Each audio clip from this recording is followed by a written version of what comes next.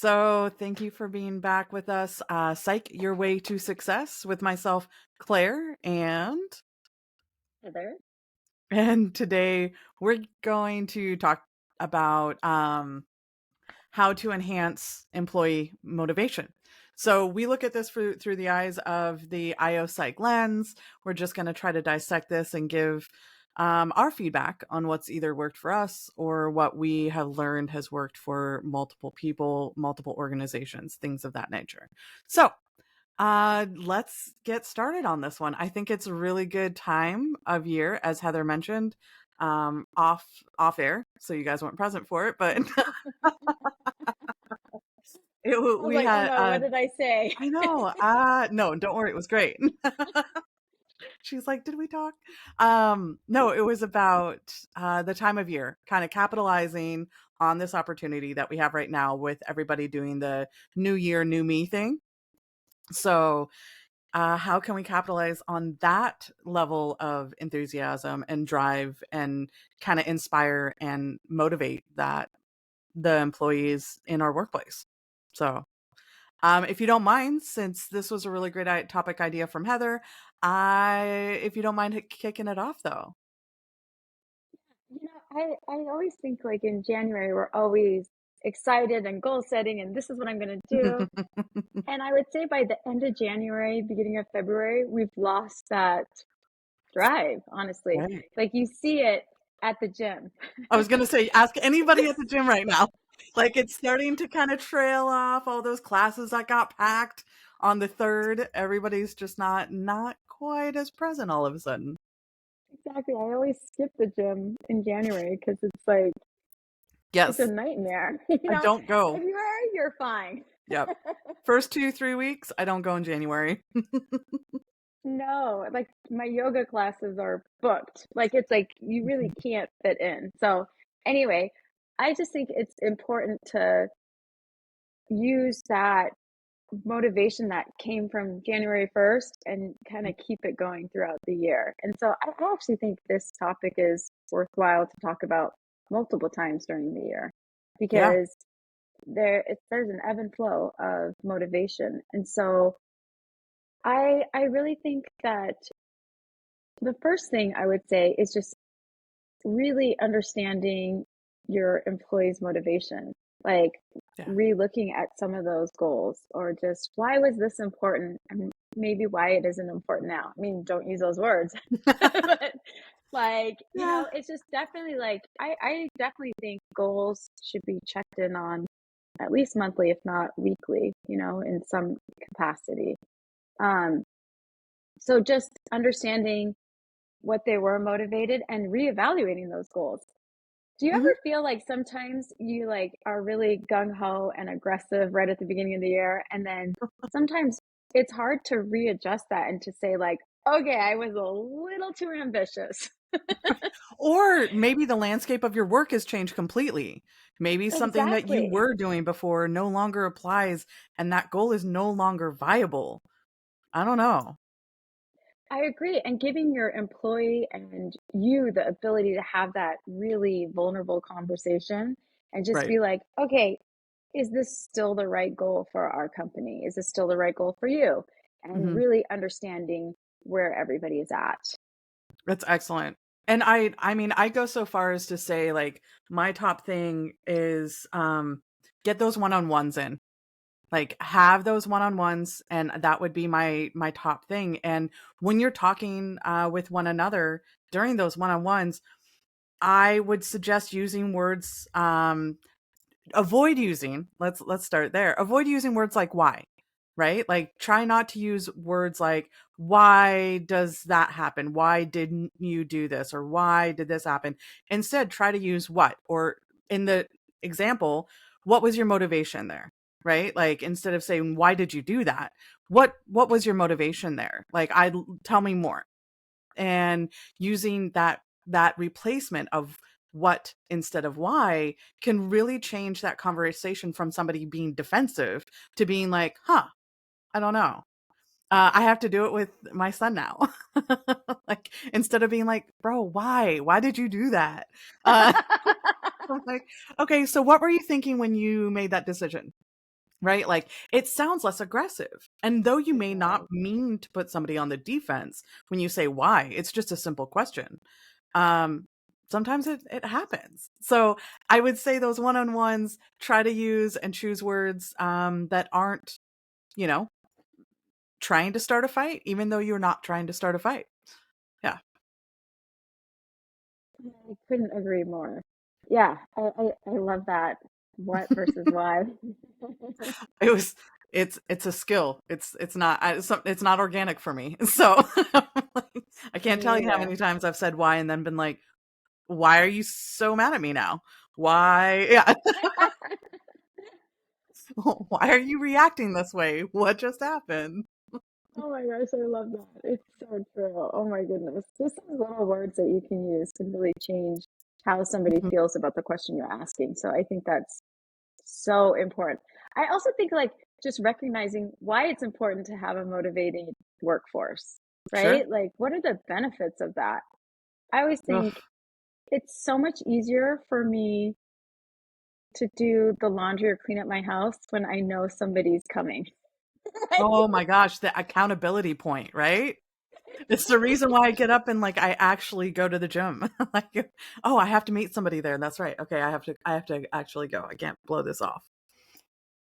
True. So, like, understanding why is it important to have that motivated workforce can really change how people feel about what's happening. So, Mhm. I think that, and when people are like internally motivated, great things end up happening. The goals end up being manifested, or, Mhm. um, and so I just think it's important to like really get those employees motivated and help them stay motivated because it benefits them, it benefits you. Nobody, I always think like the best of people, and I really don't Benefit think of the doubt. exactly. I do. I really do. And I really don't think anybody shows up to work. Not very many people say that's not True. the norm, that people show up to work like, I'm going to just ruin this company today. I'm going to do the worst job possible. Now No, you I don't think people want to do that, right? no. No, I No. agree with So you. Yeah. I think everybody really is trying their best. And so it's like recognizing that and just helping them do their best is Mhm. a lot of the time the role of the manager or leader or whatever it is. Yeah. So, I think one of the ways I've found people to do that quite well is when they have the type of alignment with their employees. So, not only are they seeking the same goal that the company is seeking, but they're seeking a goal that will help them, personally, internally, have that motivation to show up every day, not just because they have to and they need a paycheck, but they have this intrinsic motivation to be there on their own as well. So that external, extrinsic, intrinsic motivations, being able to blend the two so that even though you are getting paid, there's an element of the work that you're doing that is intrinsically satisfying, right? So if there's a conversation that you can have with employees that, do you know where they're coming from? Like, what is it that does motivate them? And even if they don't know what that is, can you have conversations regularly with them that makes them have a light bulb moment and have that aha moment that says, oh, this is what I really want. And they come to you. It doesn't have to be a scheduled one-on-one. And they're like, hey, this is it. This is my thing. Um, those conversations don't happen. That aha moment doesn't happen without the leader um, having some kind of open communication with their employees. So being able to create and cultivate that kind of environment within your team, I think really, really has helped quite a few employees just be so driven throughout highs and lows, like you said, but definitely be driven more than most and have a higher productivity, have a higher, happiness quotient when they're in the workplace. I couldn't agree more. I also feel like part of the motivating employees can be things that you don't really realize actually motivates people. Like, Mhm. I always think of like having brackets for March Madness. Oh, yeah. We would always do that. Our office, and it became fun. We would put the brackets up in the break room, and everybody would just kind of like talk about it. And even people who aren't into sports, which there's plenty of people Right. who aren't, it's fun because then they become in the know, and it's just fun because it's like you're picking teams. I mean, I don't know. When I pick teams, it's like, what color do I like best? Hey, everybody's got their thing, and if you just want to be involved for the dollar bet, go for it. We would have, what was it, Monday football? So we would bet on Monday football scores. And so you would get your sheet, you'd fill it out, and then submit with your $1 to $5, whatever it was. And the payout came Tuesday, the next day. Like you got 2 days there that people are super excited. And then they talk about it for like the rest of the week or like weeks later and be Exactly. like, remember when you met, like, did that crazy bet? Like, it's impressive. Everybody is sick and tired of just the pizza party. I'm not gonna lie, I'm sick of it. Like, Right. So like, and even if like as a like, you know, I guess we're not really condoning betting. I'm not condoning betting. No, no, no, no, no, no. Like, No, I know, but even if I'm it's just bragging saying rights, yeah, exactly. Well, and even still, like a lot of times at the dermatology clinic, we would just be like, we're giving away, $100 for the first place, $50 for the second place, and $25 for the third place. And it would be like a much better pizza party. yes, Like, and then totally, it lasts, 16 weeks or, a yeah, long time. So it's more fun and it's more like, and then every week you give like whoever a Starbucks gift card for like the top team of the week or whatever it is. You know what I mean? sure, And it creates this continuous motivation to come to work and be like, mhm. I killed you last night. Like in the whatever the matchup for like fantasy Right, football or whatever it is, and it just becomes like a fun, motivating factor to come into work and to connect with your um, coworkers and employees, and it just kind of puts everybody on the same level because the mhm, managers leaders are also in the bracket, and it's just fun. And I just think sometimes motivating employees looks different than one-on-ones and sitting sure. down and talking about goals and things like that, and I think that's an important aspect of keeping people motivated. Oh yeah. I mean, there's multiple ways of doing it, whether it's outside sources or internal. Lots of different options. I like checking my notes here, but I think that that's part of the like rewards and recognition that I was going to bring up, and I love that. Like, be careful with the type of rewards and recognition that you're doing. A lot of people, and this is the thing that people get surprised when I mention it. When it comes to recognition, there's people that don't want to be recognized, like company wide. So when you're doing a rewards and recognition program, make sure that the person that you're rewarding or recognizing wants that company wide recognition. So if they're the type of person that's like, hey, can I check the box to just receive whatever it is I'm receiving one on one with my supervisor, my direct report, instead of having you blast this email out to everybody, which makes me really embarrassed. So like that's actually kind of a big deal. So just heads up on that. Like I can't countless times put up people's names, put up like a forced email thinking that of course they're going to be so excited that we did this. So about that. They were like really embarrassed, very shy about it, did not want to come into work for a couple days type of situation. So, yeah. Exactly. And so just being super hyper aware of that, and Hmm. I love that. That is such a great point. Just understanding people's personalities and what makes them feel recognized. Yep. I, I, I always think, well, I always relate business to like being a mom, but my my daughter loves it when I just quietly notice little things that she does. Like it makes her feel like $1 million. She doesn't need me to tell the whole world, you know? Right. But my youngest son needs me to tell the whole world Right. like how No, amazing he totally. is. So I think it is true that even in a work setting, we're all just a little different. So I mean, even the recognizing part with motivating people, it's the same thing, right? Like Hmm. everybody gets motivated differently. But I like the idea of understanding different types of recognition and rewards. You know what? Like, I couldn't agree more with that. That's why I always like my like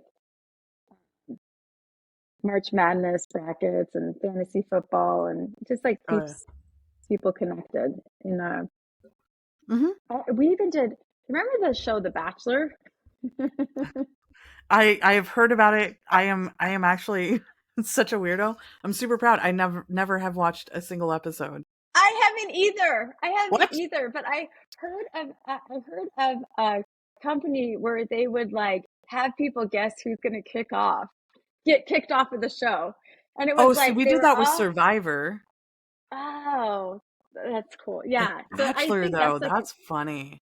it was really funny, and I was like, that's kind of an interesting idea. Like, so it doesn't have to be sports, is I guess Right. what I was trying to get to, because some people just aren't sports people at all. But I like Survivor or The Challenge, or there's Yeah, lots The of Amazing like, Race.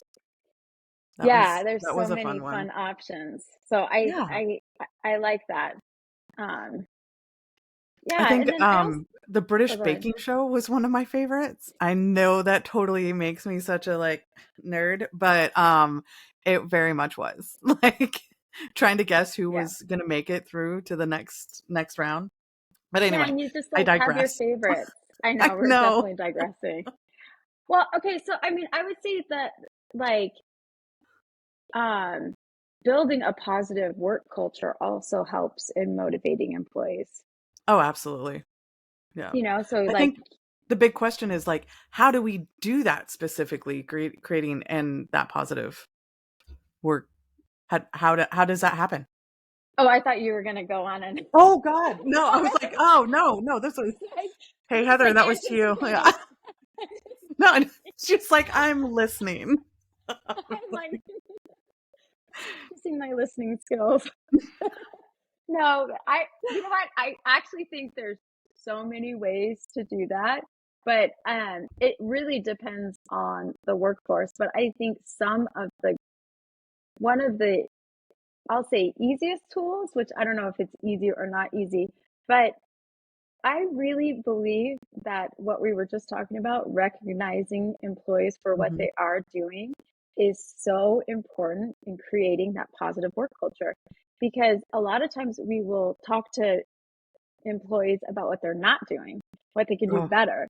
And we a lot of times forget or don't even notice, because it's working so well, yeah, that people are doing a good job. And I think that's actually the very first step. It costs $0.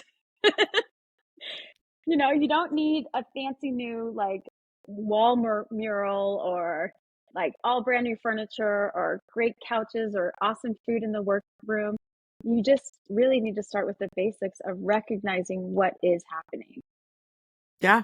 I think I think everything that we talked about, the organic outcome is a positive work culture for sure.